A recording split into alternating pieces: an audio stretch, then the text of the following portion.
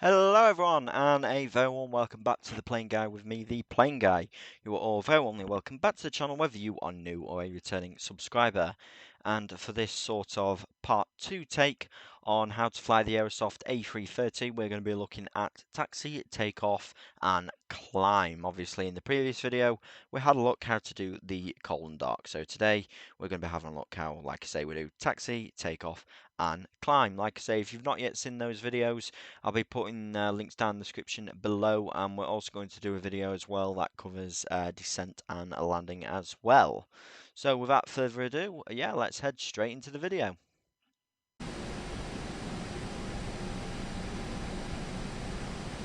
Join us here in the cockpit of this the Aerosoft A330, and like I say, today I'm going to be showing you how we can commence taxi, take off, and climb out to cruise altitude.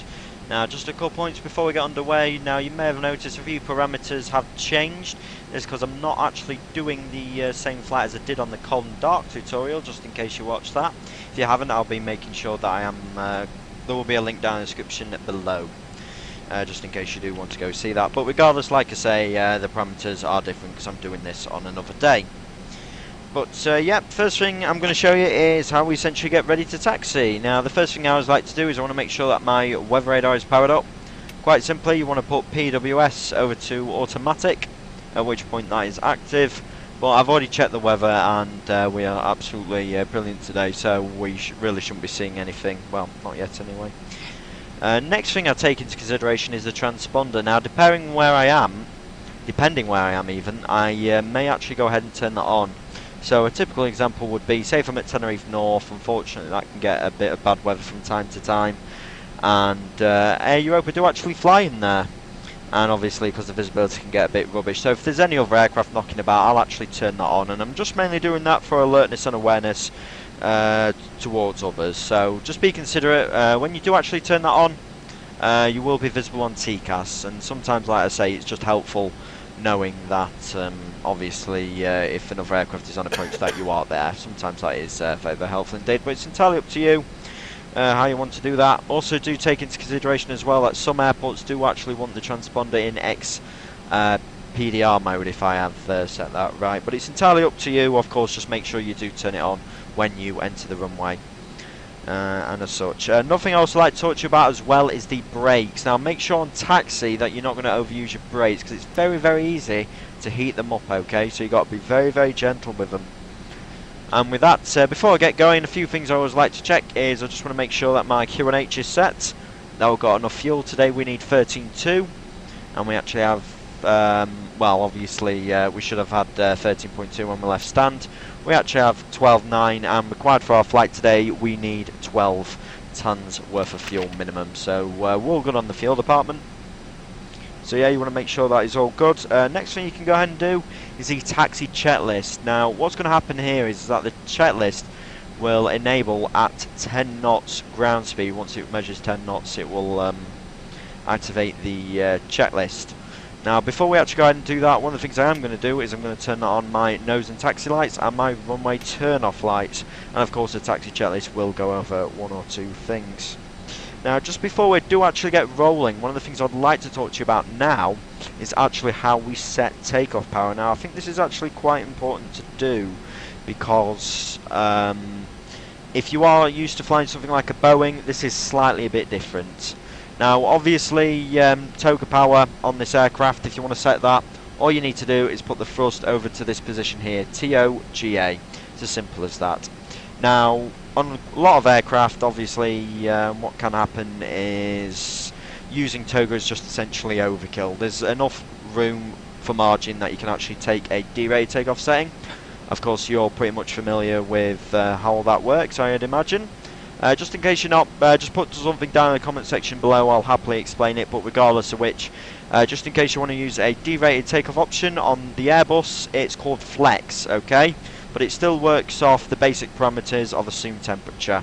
So as you see here on our takeoff page, we have assumed temperature of 54, and that's what's referred to as Flex to Temp. Now, for us, we're going to be setting our D-rated takeoff setting, and the way you do that is you put the throttle to this position here, which is Flex MCT. Very, very simple. And then obviously the next power setting you want to set is climb power, so at which point you'll move your throttles over to the CL position. At which point the auto throttle will take over the speeds and it'll just power as necessary. And that's basically it. So with that being said, we can now go ahead and taxi. I'm going to make sure that my auto brakes are on max, even though this is an item on the taxi checklist. I like to make sure that they are all set before I get taxiing. Something else to take into consideration as well is if, say, you're at somewhere like Amsterdam and you're heading over to the de-icing ramp, you want to make sure that the procedures are all active for that. So for me, I'm going to make sure that my flaps are up. But for us, we don't need anti-icing today. If so, we'd have already got it on stand. So you also want to make sure that your flaps are set as well. And obviously, because if you are using the interactive checklist, then already 1 or 2 items will be completed beforehand. Of course, you want to make sure that your signs are on, your speed brakes are armed. Just in case they are not armed, I'll show you how to do that. Quite simply, you want to make sure that your spoilers are set in this position, and to arm them, simply it's the keyboard command Shift and question mark, which will arm them. But like I say, the interactive checklist will do that for you. Okay, so that being said, we can now go ahead and taxi, and I'll demonstrate the taxi checklist for you. Now, initially you want to have just that little bit of power on just to get her rolling. Sometimes you will taxi on idle, but you want to. I do apologise, I can't speak today. You just want to make sure that she's got very, very little power on for taxi, okay? Because she's not going to need all that much, and it can very easily get away from you, the speed that is. So, like I say, you really want to be keeping your throttle quite low on taxi. Taxiing checklist. Exterior lights. So yep, they'll go ahead on. and they'll turn on the nose light check. taxi and the runway turn off. Okay, the way we do a brake check: press the pedals, release Brake them, check. Pedal pressed. Checked. and that's it. It's just a brake check, Auto really. brakes. Max. Takeoff data. Yeah, that's just making sure that all that is good. Reviewed. FCU. Checked. Flight instruments. Yeah, we've checked those. Checked. Checked. Weather radar. Power supply. Wind shear. Checked and set. Yep, that's just making sure that the config. weather radar is Set. on, but I actually like to do that Checklist before I leave the stand.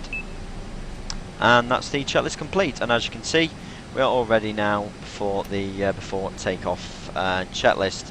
Now, also something that's gonna the interactive crew has done is they've checked the takeoff configuration. Now, in order to do that, all you simply need to do is hit that button, and obviously, as you see here, we've got all green, we're all good to go.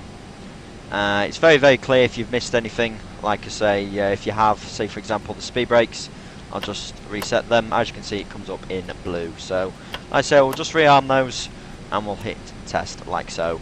And that's it, you're pretty much good to go. Now, one of the things I do recommend for taxis is that you do keep the wheel page up so you can just monitor your temperatures, make sure that they're not getting too high, because obviously, of course, there will be times you are going to need to use your brakes. Now, because we do actually have quite a long taxi here to 36 right at Madrid, I'll resume the video just a little bit later on, and yeah. So we're now approaching runway 36 right here at Madrid, and we're almost ready to go. Now, usually this is the part where I'd actually go ahead and I'd perform the before takeoff checklist, but one of the things you do need to take into consideration about this checklist is that it will actually go ahead and perform the below the line items. So it's going to turn on your landing, your strobe and your transponder. So take that into consideration whenever you are going to use it.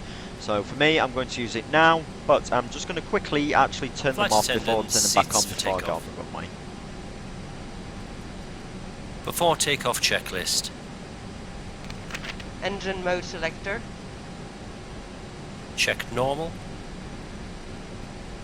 TCAS. Yep, they'll go ahead and turn the transponder on now. I'm actually going to leave that to on. TARA tilt above. Exterior lights. Yeah, now what they're going to do now is they're going to turn on Set the on. landing lights. Sliding And do you know what, I'll table. actually leave those on as well. But yeah, Stowed. generally I would not turn those on until I'm actually into the runway Stowed. itself. And if I'm on VATSIM, I might have to wait a little Checklist while complete. for the clearance, and that's also something else as well. Make sure you do have the appropriate clearance before taking off. But for us, we're not on VATSIM today, so we're just going to perform a standard rolling departure. And quickly before we get going, the interactive crew, now they're going to be calling out quite a lot of stuff on takeoff, so I'm actually just going to remain silent so you can hear that. And like I say, just in case you do forget, the way what we're going to be doing is we're going to be setting about 50% power, make sure all the parameters are good, and then before setting flex. Now for me, I generally like to set it just below the climb position, and then I'll go straight on with flex. Okay, now one of the things you do have to be wary of is actually about setting it accurately, because you will actually get a pop-up here saying that it's not been set if you don't actually put the notches correct. So just be very wary on how you actually set it. Now for me, on my throttle, I actually have an indication of where I need to set it, which I think is very, very helpful indeed. So yeah, we're pretty much ready to go now.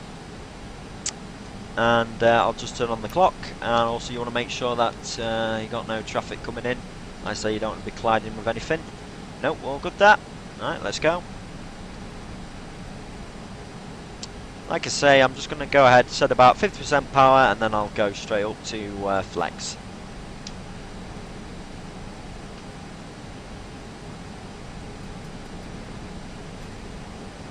So something else to do as well, as you can see there, I've started the clock. And I just want to make sure that the heading is accurate. So yeah, we're all good there. Right, let's get going. So as you can see, a little bit more. Yeah, conditions are good. We'll set flex. Take off. Man, flex and SRS. Check. Thrust set. Yep. And the airspeed's moving up. That's how it should be. 100 knots. That's cross-checked. B1, rotate. Hands off the throttle, and you want to gently pitch up, like so. Positive Looking just climb. above 10 Gear degrees. Yeah, about there. Gear up. Navigation. Check. Exterior lights. Yep, so the nose lights and the runway turn-off lights, they'll go to off because they're actually on the gear. No point having them on when it's coming up. Okay, and next what I'm going to do is I'm going to set climb power. Climb thrust. Gear is up. Lights off.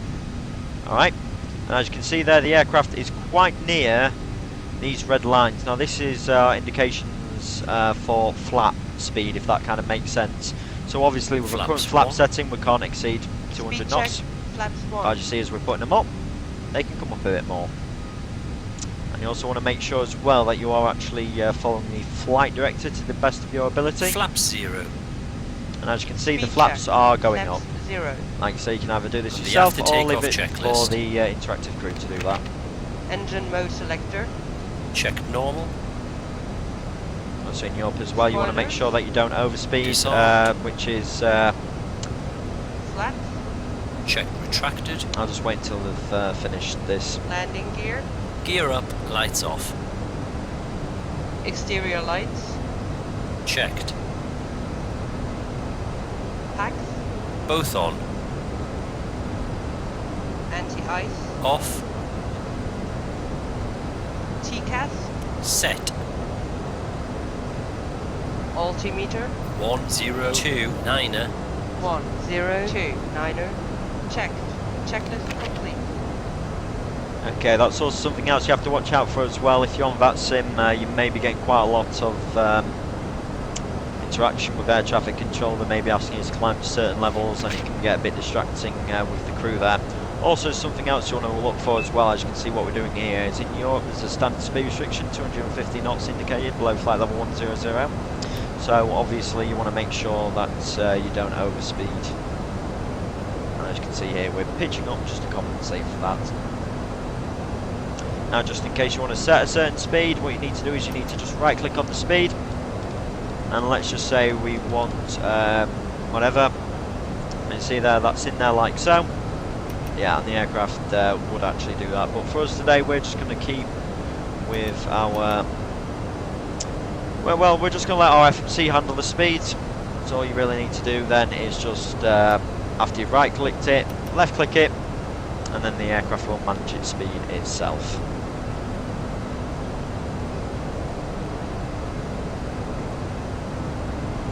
Now of course you can turn on the autopilot whenever you want to do. For me, I like to hand fly the aircraft as much as possible.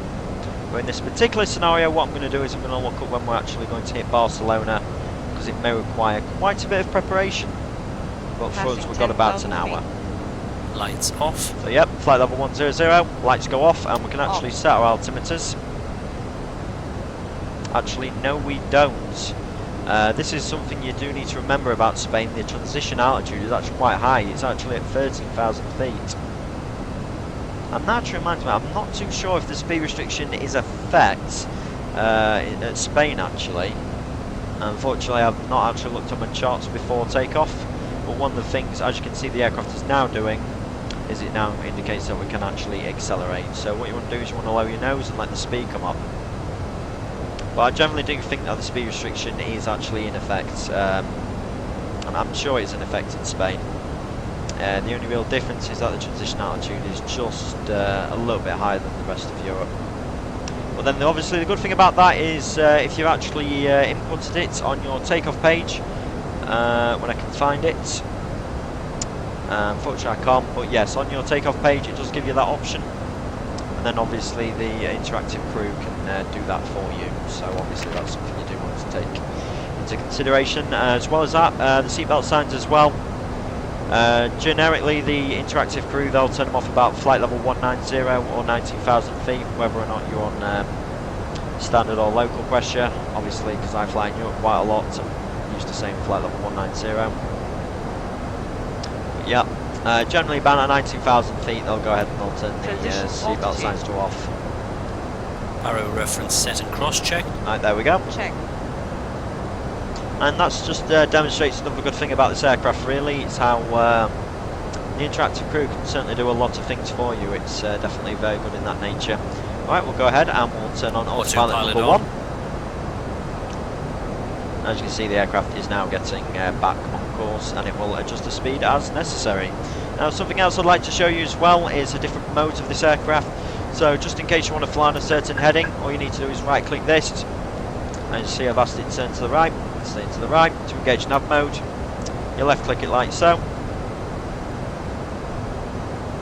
and like I say, same thing with the speed. If you want to set your own speed, you right click it, left click it for the automatic setting, and obviously your altitude, that's as simple as is. But then obviously if you want to go optimum climb, what you need to do is you need to right click that, and as you can see the aircraft is starting to increase our climb. But then if you want it to climb on profile, you left click it, and then of course you do actually have your vertical speed there, like so. So yeah, very, very simple autopilot, and we're now going to let it take us all the way out to Barcelona. We appear to be clear of weather here, so I'm going to go ahead and turn off the seatbelt signs now. And this will actually demonstrate a very interesting feature with this aircraft, but before I do that, I just want to quickly show you, I'm not too sure if I've got it set up yet, and that is the camera for the door. So we'll just go ahead and we'll turn these off now, as well as with the no, yeah, what she said. I'm so used to that being no smoking. And we can also turn the seatbelt signs to off as well. I also recommend you take your tray out at this point, and you'll see momentarily what I am talking about. And as you can see here, there we've got that buzz. This is the cabin crew, because they're coming up to give us some drinks. To unlock the cockpit door, you left click it. Hello there, Captain. Have a coffee here. Enjoy. Thank you very much. And as you can see, we have some coffee. Very nice. Just make sure you lock the door after the cabin crew have been in, and to do that you right click it like so. And just in case you want another one, all you need to do is hit this forward call button. Seatbelt sign. And we'll come and, like I say, give you the coffee. And see there, we're just passing flight level 190, so obviously they'll say seatbelt signs, but it's up to you when you want to turn them off. Generally for me, I do it once above flight level 120 and clear of weather. So yeah, that's pretty much it. The aircraft's now just going to go ahead and climb up to our Pacific altitude. And with that, that is pretty much it. Like I say, I certainly hope you've enjoyed this video, found it informative. My next video will talk to you about how we prepare for descent, how we do that, land, and essentially how we get the aircraft on stand. So from me, the plane guy, thank you very much for watching. I certainly hope you've enjoyed the video. Do not forget to absolutely smash that subscribe button in case you want to see more, and please do not forget as well to leave a like on the video. It's ever so much appreciated. But from me, the plane guy, thank you very much for watching, and I'll see you next time.